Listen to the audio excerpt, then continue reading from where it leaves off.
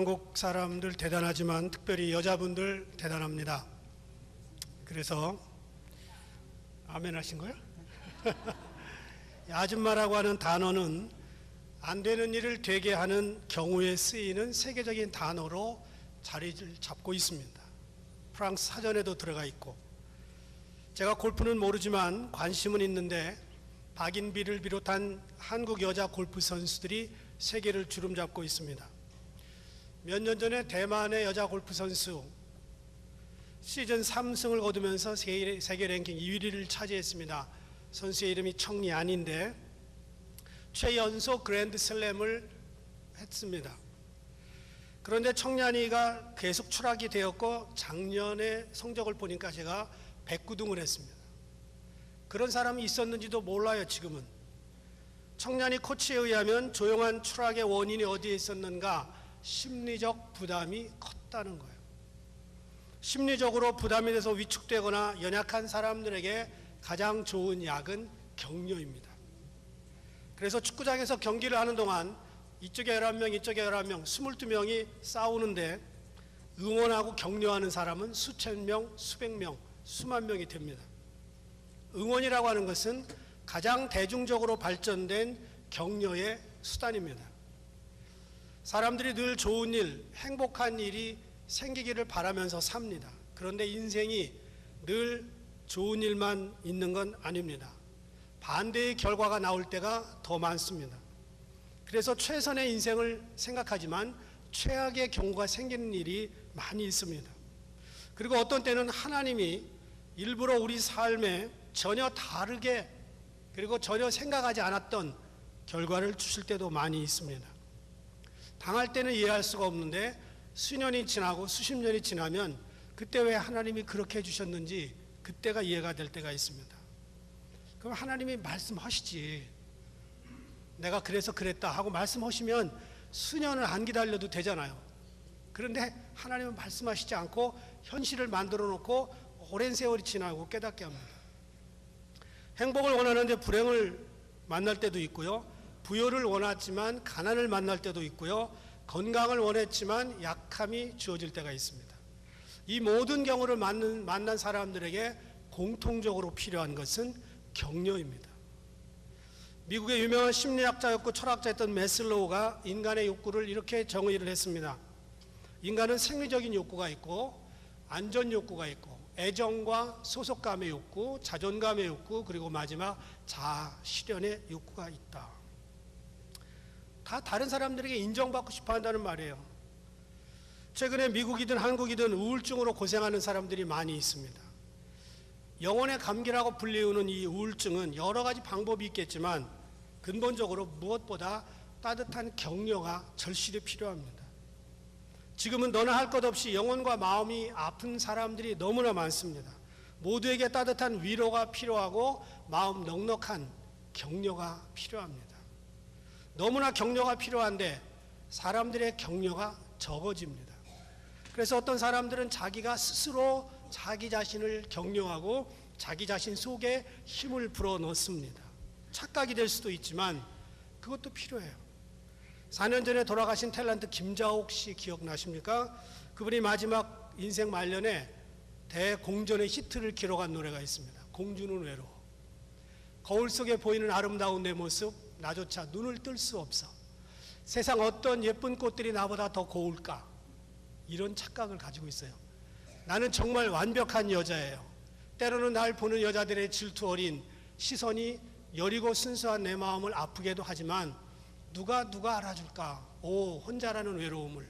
공주는 외로워. 이쁜 나는 공주라 외로워. 대중가요 가사를 보면 가끔씩 이렇게 은혜스러운 것도 있어요. 사회가 얼마나 격려가 가뭄이 들었으면, 너무나 가뭄이 들어있는 격려의 시대에 우리가 살고 있기 때문에 스스로 격려할 수밖에 없는 이 공주들 많이 있다는 거예요. 왕자들도 있다는 거예요. 연예인들이 가장 자살 많이 하는 이유 중에 하나가 악플 때문에, 거기다 나쁜 이야기를 카톡에 올리거나 페이스북에 올리는 것 때문에 자살한다는 이야기 많이 알고 있습니다. 우리 시대가 어떤 때보다 격려가 많이 필요합니다. 다른 사람을 격려하는 사람들에게 하나님이 부어주시는 놀라운 은총이 있습니다. 오늘 4장 36절에 보면 바나바를 위로의 아들이다 그랬습니다. 우리가 바울과 바나바 수도 없이 얘기하는데 바나바의 본 이름은 요셉이에요. 요셉이라는 사람, 그 사람의 본래 이름이 요셉이라는 거 잘 몰라요.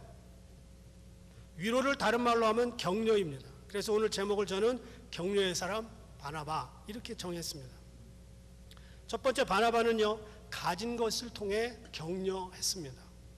4장 37절 보니까 그가 밭이 있음에 팔아 그 값을 가지고 사도들의 발 앞에 두니라. 바나바는 자기가 가진 현재 있는 물질, 땅, 밭 이것을 팔아서 사도들에게 드렸습니다. 물론 사도들에게 드린 게 아니라 하나님의 나라를 위해서 아낌없이 드렸습니다. 돈이 있을 때 우리가 돈 가지고 사람을 격려할 수 있습니다. 여러분, 힘없는 사람에게 일불, 지나가다 일불 주면 땡큐하고 God bless you를 하는데요, 어떤 때 들으면 그거 내가 해야 되는 말이거든요. 내가 그거 갖고 먹고 사는 사람인데 God bless you 지가 나한테 해요. 그런데 기분이 좋아요. 기분이 좋아요. 돈이 있다고 다 드릴 수 있을까요? 아닙니다. 마음이 없으면 드릴 수가 없습니다. 하나님의 교회는 바나바와 같이 물질의 은사를 가진 사람들이 그 물질을 통해서 많은 사람을 격려할 수가 있습니다.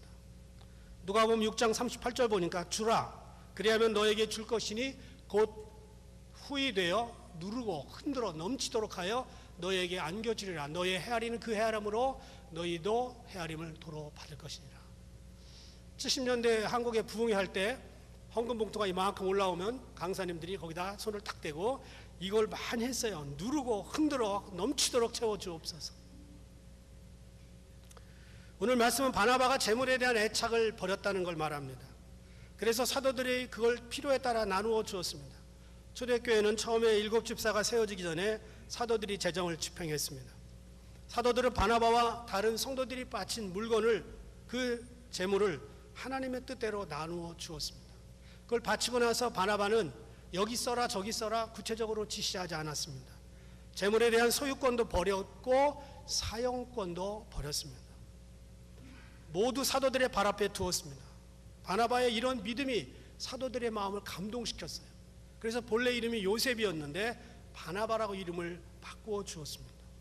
영어 역본에 보니까 The Son of Consolation, 위안의 아들, 또 다른 성경에는 The Son of Encouragement, 격려의 아들 이렇게 번역을 해놨습니다. 사도들이 바나바를 볼 때 너무 아름다웠어요. 그래서 바나바를 격려의 아들, 위안의 아들 이렇게 이름을 지어줬습니다. 사람들이 나에게 별명을 지어줄 때 이런 별명 어때요? 뺀질이,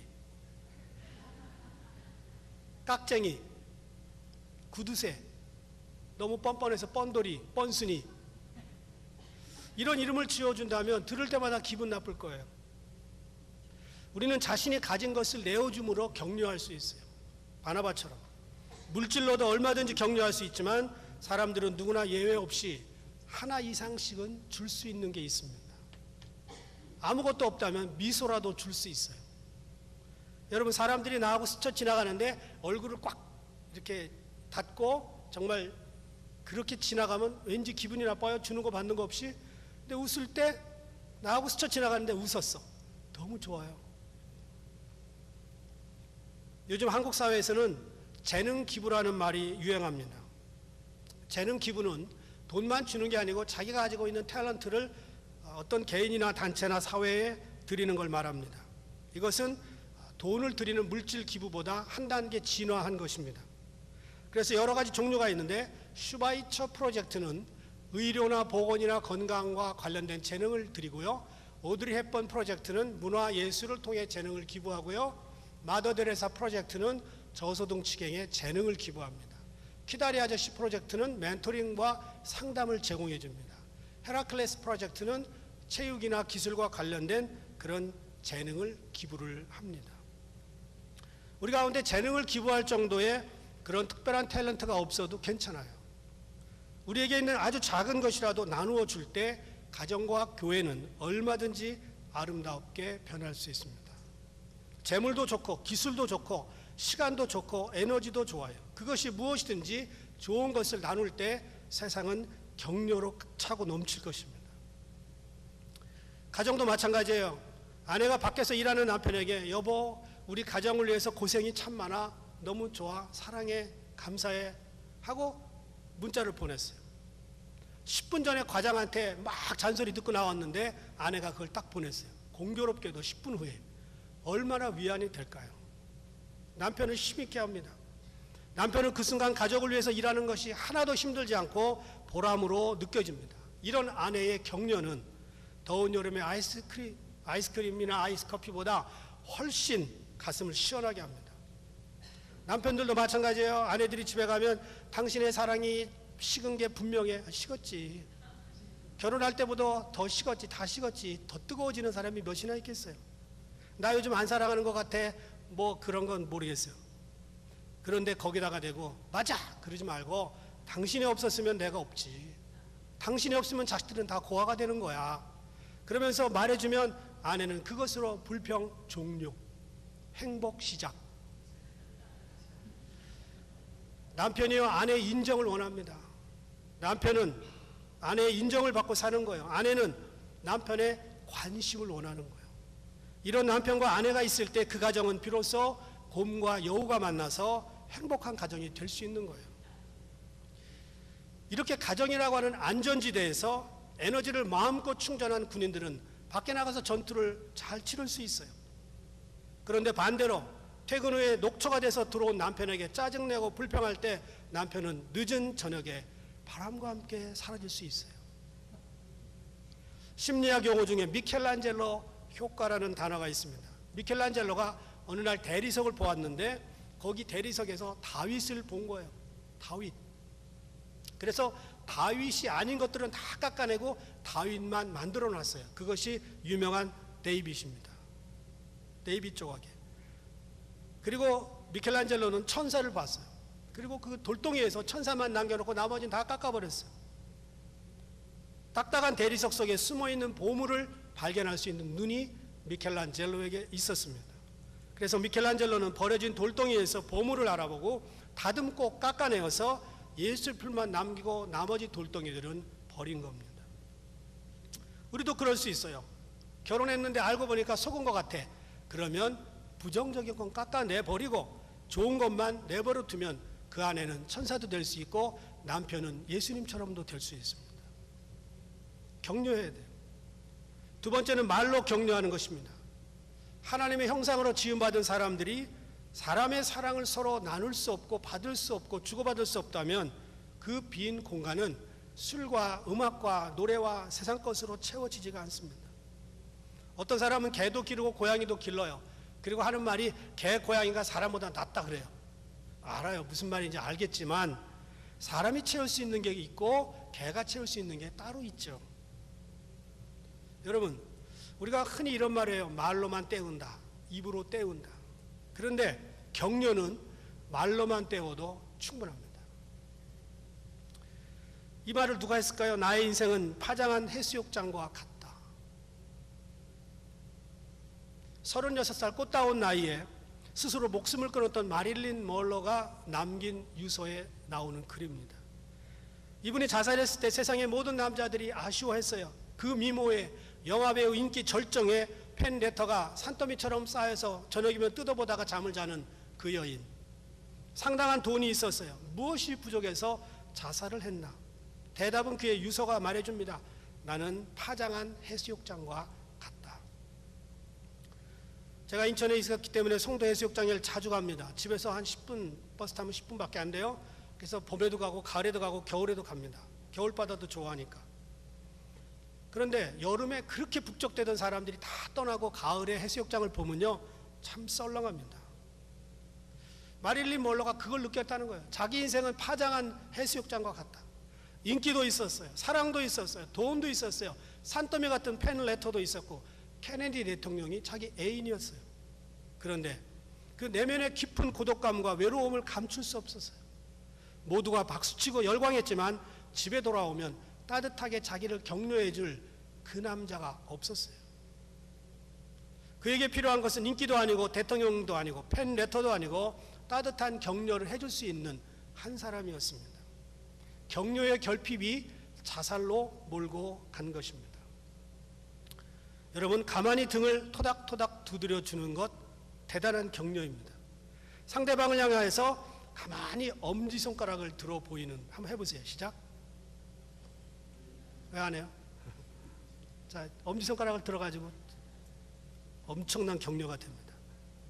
이따가 설교 끝나고 나가면서 목사님 오늘 설교? 그러면요, 제가 교만해져가지고 막 기고만장할 것 같지요? 절대 안 그래요. 걱정하지 마시고. 여러분, 말은 서로 상처를 주고받기도 하지만 상대방에게 엄청난 영향을 끼치며 격려할 수 있습니다. 영어로 cheer up 또는 턱을 올려라, chin up, 이런 말, you are doing well, 너 지금 잘하고 있어, 이 한마디만 해주면 아이나 어른이나 신이 납니다. 말 한마디가 천냥빚 갚는다는 속담, 이럴 때 쓰는 말입니다. 데살로니가전서 4장 18절 보니까 이 여러 말로 서로 위로하라 그랬어요. 사람의 말에는 창조적 힘이 있고 파괴적 힘이 있습니다. 사람이 서로 마음에 상처를 주기도 하고 큰 위로와 힘을 말로써 줄 수 있습니다. 말 한마디가 사람의 길을 살리기도 하고요, 길을 꺾기도 합니다. 남을 비난하는 말을 아주 잘 찾아내는 은사가 있는 사람이 있어요. 어떻게 하면 그 마음 속을 헤비나 그 단어를 정확하게 찾아서 얘기해 줍니다. 참 불행한 은사입니다. 남을 위로하고 격려하고 그런데 말을 쓰는 사람이 있어요. 참 좋은 거예요. 제가 지난주에 어떤 책을 읽었는데 그 책에 이런 글이 나와요. 언어에는 나름의 온도가 있습니다. 따뜻함과 차가움의 정도가 저마다 다릅니다. 온기 있는 언어는 슬픔을 감싸 안아줍니다. 무심결에 내뱉은 말 한마디 때문에 소중한 사람이 곁을 떠났다면 말 온도가 너무 뜨거웠거나 차가웠던 것은 아닐까요? 말은요, 독이 들어가기도 하고 약이 들어가기도 합니다. 그런데 바나바는 말로써 성도들을 위로하고 격려했습니다. 이런 격려자가 우리 교회에 많이 필요합니다. 서로에게 고마운 것을 찾아서 자주 말해주면 격려가 됩니다. 성경에 나오는 수많은 구절들을, 성경이 1189장인데 이걸 돌아가면서 오늘은 이거 내일은 저거 하면서 설교라고 하는 말의 수단을 통해서 수없는 영혼들을 일으킵니다. 예레미야 29장 11절 보면 나 여호와가 말하노라, 말하시는 거예요. 너희를 향한 나의 생각은 내가 하나니 재앙이 아니라고 평안이요 너희 장래에 소망을 주려 하는 생각이라. 하나님이 말씀하시는 거예요. 그 말의 기능을 가지고 하나님 우리에게 소망을 주신다는 거예요. 욥이 고난당할 때 친구들이 찾아왔습니다. 멀리서. 처음에는 같이 고통스럽게 같이 앉아 있다가 이 사람들이 정신이 돌아오고 나서 다시 생각해 보니까 욥이 잘못을 한 것 같아. 그래서 욥에게 그런 얘기를 합니다. 너의 숨겨진 죄가 있을 것이다. 그걸 회개해라. 그런데 사실 욥은 그들이 생각하는 죄가 없었고요, 그들보다 훨씬 깨끗하게 살았습니다. 욥은 나중에 너무 고통스러우니까 13장 4절에서 친구들을 가리켜서 쓸데없는 의원이라고 말합니다. 그리고 16장 1절에서는 괴로움을 더하게 하는 거짓 격려자, 이렇게 말합니다. 말을 한다고 다 위로가 되고 격려가 되는 건 아닙니다. 말 잘못하면 더 어려운 관계가 돼요. 지혜로운 말, 사랑의 말을 할 때 격려가 되는 겁니다. 묻겠습니다. 최근에 여러분의 마음을 적신 따뜻한 격려의 말을 언제 받아보셨습니까? 몇 달 됐어요? 며칠 됐어요? 몇 년 됐나요? 아니면 내가 다른 사람들에게 따뜻한 격려의 말을 한 적이 언제인가? 저와 여러분은 말을 통해서 얼마든지 다른 사람의 차가운 인생을 따뜻하게 해줄 수 있습니다. 세 번째, 사람을 세우는 격려를 11장 26절에서 보면 그렇게 나옵니다. 만남에 사울을 만난 거예요. 안디옥에 데리고 와서 둘이 교회에 1년간 모여 있어 큰 무리를 가르쳤고 제자들이 안디옥에서 비로소 그리스도인이라 일컬음을 받게 되었더라. 이 배경이 이래요. 21절 보면 안디옥 교회에 예수 믿는 사람이 많이 생겼어요. 예루살렘 교회에서 22절에 한 사람을 파송합니다. 바나바. 안디옥 교회 가서 지도자를 하였는데 많은 사람들이 모이고 그리고 일이 벅차니까 누구를 좀 세웠으면 좋겠을까 생각하다가 5가지 내려가서 거기에서 집거 중인, 은둔 중인 사울을 데리고 옵니다. 그리고 둘이 열심히 가르쳤어요. 그러고 나니까 그리스도인이라고 하는 별명이 안디옥에서부터 시작이 됐습니다.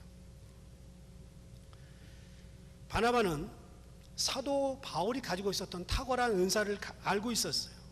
바나바는 사울을 앞장 세웠고 함께 협력했습니다. 자기가 선임이었지만 후임자를 더 높이 세웠어요. 이게 가능할까요? 가능합니다. 24절 보니까 바나바는 착한 사람이요 성령과 믿음이 충만한 사람이다. 착한 사람들에게는 이것이 가능합니다. 경쟁하고 질투하는 사람들에게는 가능하지 않습니다.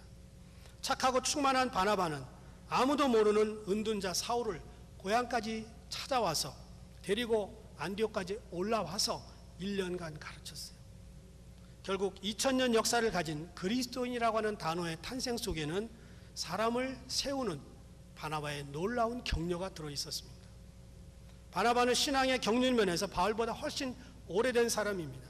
예루살렘 교회에서 공식적으로 인정한 지도자입니다. 사울은 그때까지 아무도 모르는 신출내기였습니다.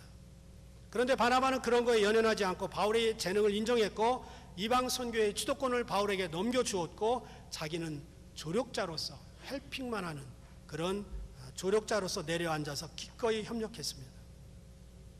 바나바는 영혼을 구원하고 교회를 세우는 순수한 열정에 미쳐서 자기 위치나 자기의 선임이라고 하는 기득권 다 포기했습니다.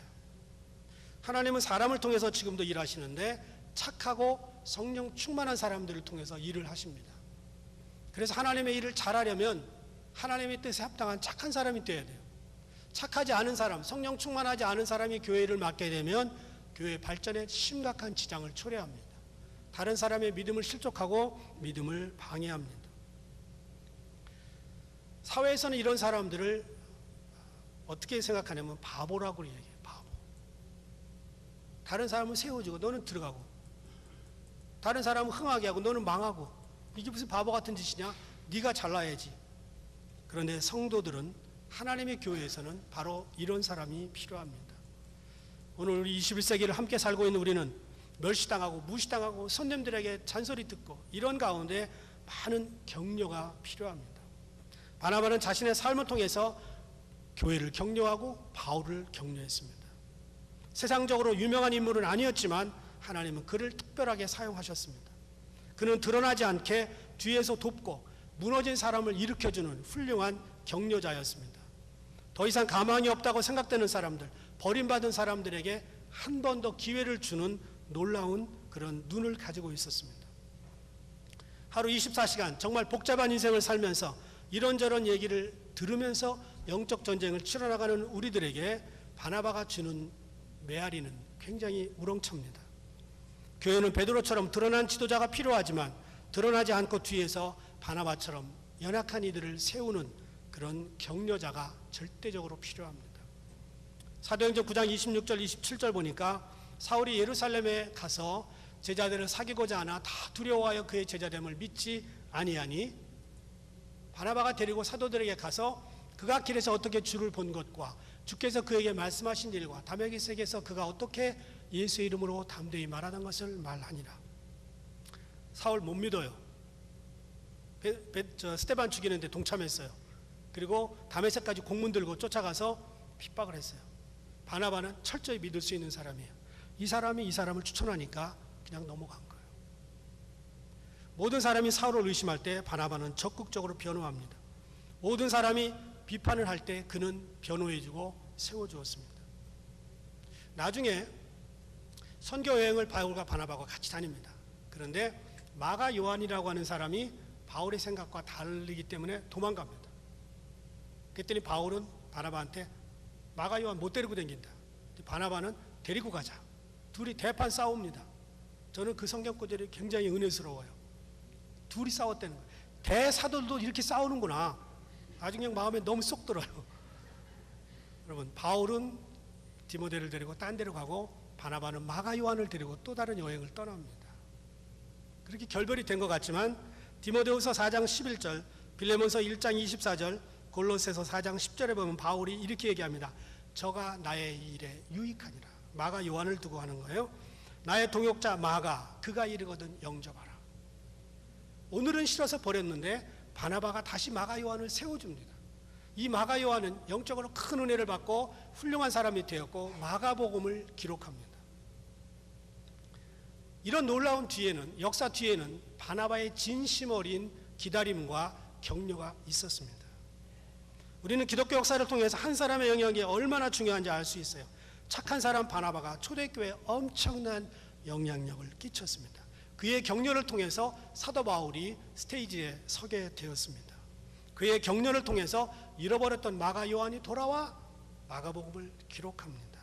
안디옥 교회가 세워졌고요. 그리스도인이라고 하는 2000년 동안의 별명이 그로부터 나옵니다.